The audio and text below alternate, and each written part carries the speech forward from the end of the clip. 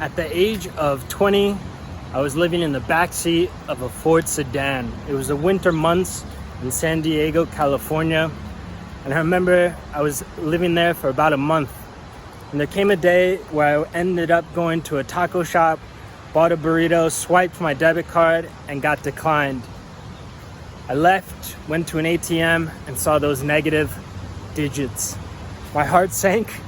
I went back to the car, listened to the radio. Nighttime arrived. I prepared the back seat, tried to go to bed, but I broke down in tears. And I remember seeing the frost on the windows and the cold getting to my bones. And I started yelling. I yelled out to God. I was frustrated. I was angry. I was angry at myself. And then I sat up, started writing what I wanted to change in my life. Next day, I ended up going to the YMCA. Luckily, I had a friend there working, so I could go and shower. A guy that I was playing basketball, Wesley, asked me how I was doing. I said, man, I am so hungry right now. So he said, let's go get some food after this.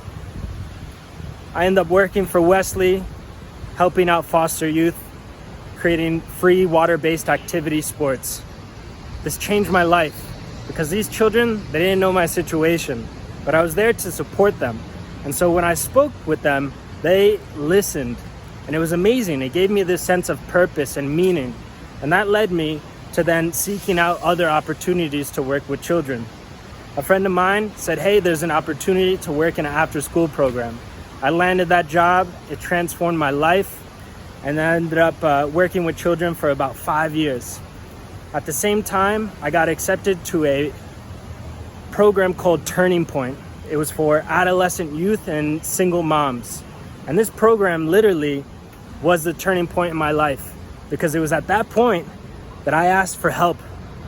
And the message here is I could have continued living that lifestyle of being in the back of my seat, struggling and suffering. But I was more daring to let go of my ego and to look at other people and say, listen, my situation is horrible. I need help.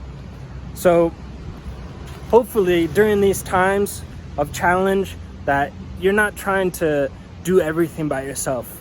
Seek out the help, and don't let this be a point where you just struggle for no reason, or your ego basically, yeah?